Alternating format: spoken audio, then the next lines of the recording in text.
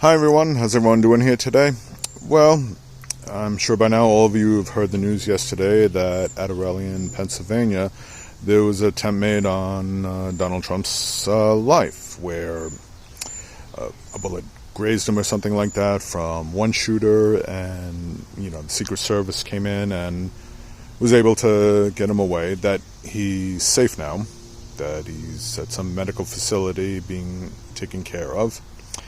And another member, one of the other people that showed up at the rally, unfortunately they were killed, and the shooter himself was killed by Secret Service. His name was recently identified. I don't know the name of it. From what I heard, and I could be off on some of the details here, is that supposedly he was in support of Biden, that he donated to his campaign back in 2020, but then he registered as a Republican, and he was about 20 years old. So that's all we pretty much know. There's new details coming out, and there's a lot of outrage and concern. I find it a little unsettling, definitely. And it all falls down to political violence. Now, certain people on the left, namely President Biden, Chuck Schumer, I think AOC too, all put out statements, and Nancy Pelosi, condemning the violence, saying that there is no room for political violence anywhere in America. And that's something I've spoken out against. So one of the things I wanted to talk about today, and this calls for MAGA to do some serious soul searching, and I'm being serious. I'm not trying to be sarcastic anyway. Yes, I've spoken out against Trump. I've used names, calling him like a fascist, like a dictator wannabe, like a liar. I've never called for violence. Let me be clear about that. I don't agree with political violence in any way. I've done videos on it before about stochastic terrorism. Things like, if you're going to protest, do it peacefully within the guidelines of the law, and even spoken out against those on January 6th, saying was it worth it? Doing what you did, throwing your lives away. Some of them are still in prison with some pretty stiff jail sentences. Now, some of you, looking at Trump's rhetoric on a whole, if you go back during his administration and up until now, and right away, I know MAGA's going to get all oh, you're blaming Donald Trump for this. Is that what you're doing? Are you stirring up violence? No, I'm not. What I am saying is, I'm not finger pointing. I'm just simply saying there is causality. Maybe there's a thin line between the two, but there's still a slight distinction. Now, a lot of people on the right, voters especially, are, pretty concerned and outraged over this. Rightfully so. I get that. I'm not questioning that. But let me ask some simple questions.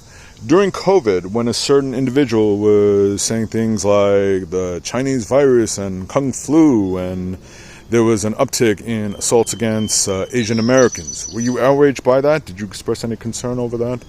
What about at certain rallies back in 2016, when a certain individual was saying, wouldn't it be great if somebody was protesting against me, or was to knock the shit out of them? It'd be nice, back in the days, that person, a counter-protester would be hauled off in a stretcher. Were you outraged back then? Did that concern you? When somebody said at a neo-Nazi protest in Charlottesville, where a counter-protester, a young lady, was killed. She was mowed down by a car.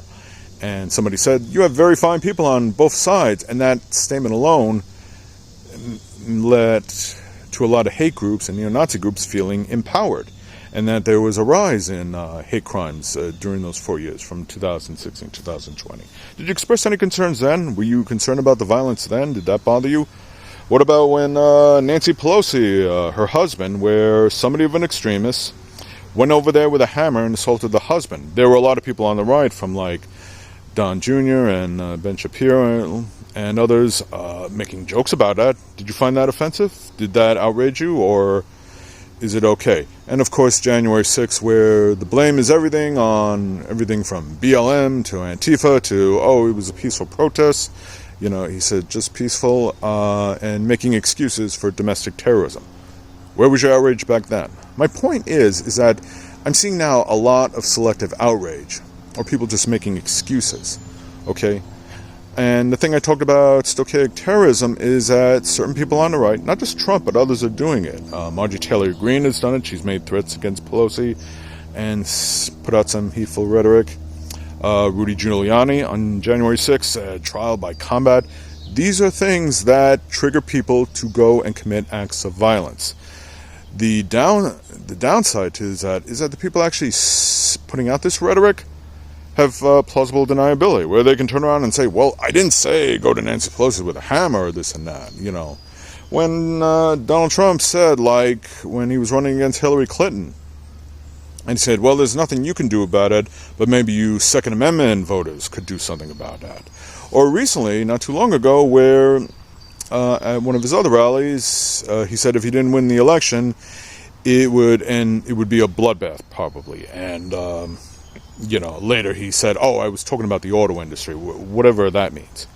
Was there any outrage over that type of rhetoric, that type of hate talk? No, and I don't think the media calls it up enough either, because it's become so normalized where, people on the right, from politicians, voters, it's like, well, that's just Trump being Trump. He doesn't really mean that. No, wrong answer. Okay? I don't think Trump is a smart person. I think he's a very cruel person. I think he's very mean. He is very hateful. But at the same time, he's smart enough to know that putting out these little keywords and stuff like that are enough to get people in his base riled up. And that some of them are so extreme that they're willing to go out and commit acts of violence for him. Just like January 6th. Just like he could have called the National Guard and chose not to do so. And as a result, cops were assaulted and some died. And one of the other supporters was shot, Ashley Babbitt. And of course, he's the one he's concerned about, not the Capitol Police. Okay? So don't get me wrong. I don't, the fact that this assassination attempt happened, I think is disturbing. I don't like Donald Trump. I don't. But I don't wish violence on him. I don't wish for him to be assassinated. I want us to beat him in the ballot box and do it the right way. And guess what? When that does happen, when Joe Biden defeats him again, you can bet he's going to scream foul, he's going to scream voter fraud, and he's going to probably put messages out there that, we need to do something. We need to take some course of action. It's going to get ugly. I'm anticipating. I'm speculating. I'm sure bad things might happen, but that's a risk we have to take to keep him from getting in the White House and then using full presidential power with immunity where he can pretty much do whatever he wants with no accountability. To me, that is disturbing. But I don't want that achieved through violence. The one thing I've encouraged to do is when I say we stand up to Donald Trump, we do it at the ballot box. We do it by volunteering. We do it by donating. We do it by, canvassing, phone banking, and all sorts of things. I just recently talked about that in a previous video. That's how we defeat Donald Trump. And it's not just him. It's voting out the other ones that do the same thing. Like I said, we've heard hateful and violent rhetoric from Marjorie Taylor Greene and others. Now, the contrast you're seeing, which Donald Trump is always rated on a curve, is that those on the left are expressing their sympathies and their concerns, and they're calling out the violence and saying they're opposed to it, just like I am. But you've already got people on the right, like Lauren Boebert and J.D. Vance, who wants to be a presidential candidate, right away are blaming Biden. Of course, it's all Biden's fault. We don't know that. I don't know, just like the trials, when they first started, I didn't speculate on those. I mentioned them, I talked about them briefly, but I said, let's just watch the trial, play itself out, and see where it goes. I don't know how it's going to play out. I don't know how this investigation into Trump's assassination attempt is going to play out, so I don't want to speculate on that. Other than the brief tidbits that I explained before, that's all I've really heard. Beyond that, I don't know anything else. So let's see what the investigation brings up, and let's focus on evidence. I'm already seeing some of the outrage. I'm not interested in that. I've heard a few conspiracy theories already. I'm not interested in that either. I am interested in facts. But more importantly, I am interested in calling out the violence. And if you're somebody that cherry picks there, where you look at all the other stuff that I just described, and you kind of turn a blind eye to it, but now you're all outraged now, it's kind of selective. It's kind of invalid. Like I said, you have a right to feel outraged. But you should look at all the other stuff leading up to this and say to yourself, there's a pattern here. There is causality here. And it shouldn't be like this. If Donald Trump was assassinated, in the back of my mind, I might think Biden will be president. But at the same time, I would also be thinking, but how does that reflect on us as a country? That we can't be civilized. That the only means of achieving results is through violence. And it's not just a Republican thing. It's happened with Democrats, and I don't approve of that either. I don't approve of violence of any kind. Whether it's some done to voters or done to other ranks in between, like mayor or governor or senator, up to and including the current president or former presidents. I don't approve of violence of any kind. And you should all just call it out too. But I don't know what Donald Trump's going to do once, he's out of the hospital. I'm sure he's going to capitalize on this. Again, I'm speculating a little, but I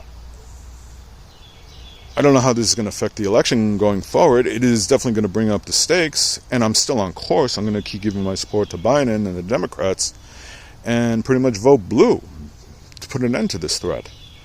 But that's the best way we can combat this political violence, is that people that are doing it, vote them out. Josh Hawley, who raised a fist bump on January 6th and then runs like a coward, vote him out. He doesn't care about the rule of law. He doesn't care about democracy. Lauren Boebert right away is finger pointing. Meanwhile, she's the one holding guns on a Christmas card. What kind of message is she putting out there? Not a good one. So she's not there about law and order, the Constitution. She was the one who also tweeted 1776 on January 6th. So, had they succeeded, she'd be okay with that. Well, I'm not okay with that. So she's got to go too. Same thing with Marjorie Taylor Greene. And same thing with anyone else who is sympathetic towards Trump, but when you see acts of violence against Democrats, they say nothing. Or they, make some joke or some ill-advised remark or comment. What you're pretty much is saying, even the voters out there, like when you look at Donald Trump and you're like, oh yeah, that's bad and that's unfortunate. Oh, but that's just Trump being Trump. If you're trying to make an excuse for it, then you're on the wrong side of history. If you're like, well, yeah, that was bad, what happened to Nancy Pelosi, and yeah, January 6th was bad, but I'm still going to support Donald Trump. Well, then you're pretty much saying, I don't care. I only care about political violence as long as it happens to someone that I don't like or to the party that I'm opposed to. But when it happens to me, when it happens to one of my candidates, then it's, then it's all this outrage. It is selective outrage, it is hypocritical, and it is still wrong. We should all be calling out political violence. Yes, I can be opposed to Trump and vote against him and support Joe Biden, who's running against him. But say, hey, no, any assassination attempt is unacceptable. Even if it's done by a Democrat or a progressive or whatever this person was. I don't accept political violence of any kind. I don't. I never did. I never will. It is not the thing that strengthens our country. If anything, it hurts us and it makes us look bad and casts our whole political system in a negative light and shows that, we're more of a failing nation than a nation that can be civilized. And the only way we're going to get our decorum back, our sense of civility back within politics, is to get rid of the far-right, MAGA lunatics. That's up to and especially including Donald Trump. Vote him out. He's survived, he's alive, good for him. I hope he recovers. But as far as being president of the United States, I say no, that's not acceptable. Okay? Because you can bet, I could be wrong, but you could bet your bottom dollar almost that he's going to go out and put more hateful rhetoric and do something else, and turn it into a tit for tat. We can't have that. We can't have political violence of any kind, period. We can't. Okay? It's not what we're about. It's not what the forefathers would have wanted. It's not what we're about. It's not patriotic. It's not American. It's not us. And the only way we can do that to change that is to vote, to keep volunteering, to keep showing support for the right candidates, and vote out the wrong ones. So, in the meantime, we're just going to have to wait and see how this all unfolds. So, thank you for watching. I really hope you understand, because it's important that you do.